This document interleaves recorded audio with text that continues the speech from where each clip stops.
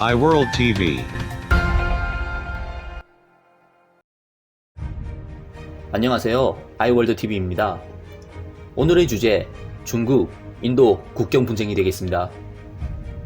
언론 보도에 따르면 중국, 인도 군대는 가파른 지형인 4,300m 높이의 산맥, 라다크 갈완 계곡에서 충돌을 했으며 인도 병사 20명의 사망자 외에 최소 76명의 군인이 부상을 입었다고 BBC 뉴스에서 보도되었습니다.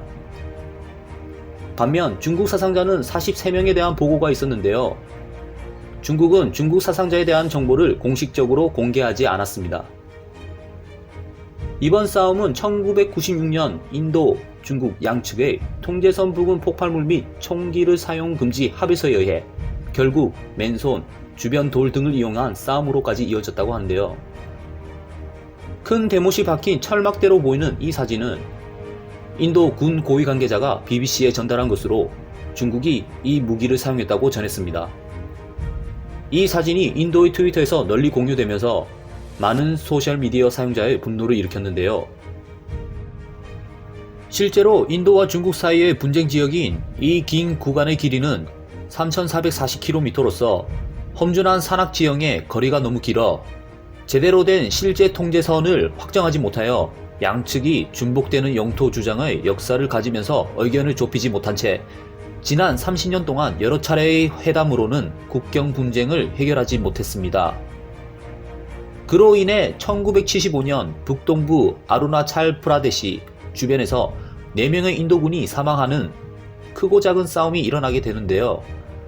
중국 측은 분쟁을 겪고 있는 히말라야 국경의 치명적인 충돌에 대한 첫 공식 논평에서 인도군에게 심각한 도발이라며 비난했습니다. 리찌안 짜오 외무부 대변인은 인도 부대가 중국 영토를 2번 넘나들면서 도발하며 공격을 벌였으며 치열한 물리적 충돌을 일으켰다고 말했습니다. 그리고 우리 측에 있는 갈완 계곡에 인도군이 구조물을 세우려고 했기 때문이라고 성명서를 발표했는데요. 실제로 최근 몇 달간 라다크에 인도군이 도로, 교량, 활주로 등 기타 인프라 시설을 건설하면서 군대를 배치하여 중국이 분노한 것이 아닌가라는 분석이 지배적입니다. 이에 반해 인도의 모디 총리는 충돌로 전투 중에 양측이 손실을 입었으며 모디 총리는 필요한 경우 인도가 군사력으로 국경을 방어할 것이라고 중국 측을 비난했습니다. 인도 현지 언론에 따르면 최근 인도 국영통신사에는 중국 제품 사용 금지령이 내려진 것으로 알려졌으며 전 인도 무역협회 등 민간 단체는 중국산 불매 운동을 벌이며 인도 전국 곳곳에서 중국 제품을 불태우는 시위가 이루어지고 있다고 합니다. 2018년부터 2019년 통계에 따르면 중국산 전자기기 인도 전체 수입에서 39.6%나 차지하고 있는데요. 이번 일을 계기로 한국의 전자부품업체 산업은 반사 효과를 누릴 수 있다는 보도가 나오고 있는 상황입니다. 인도 정부는 이번 사태로 인해 관세 인상과 무역협정 등 여러 방안을 동원해 중국산 수입의 제한을 검토 중인데요. 스탠다드 차트 보도에 따르면 중국이 2020년 미국을 제치고 국내 총생산 GDP 세계 1위가 될 것이며 인도는 2030년도에 국내 총생산량 GDP 세계 2위가 될 전망이라고 합니다.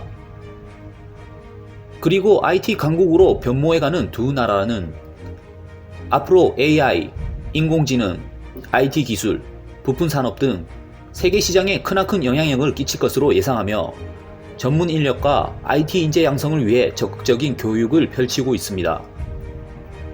그 와중에 두 나라에 걸려있는 문제점인 광인 인구로 인한 환경 문제, 세계의 공장이 되어버려 산업단지가 조성된 두 나라로 인한 공해, 미세먼지의 영향, 고소득자와 저소득자의 빈부격차로 인한 교육 삶의 질 수준 문제, 국가의 환경으로 인한 인권 문제 등 많은 문제점을 가지고 있는 것도 사실입니다.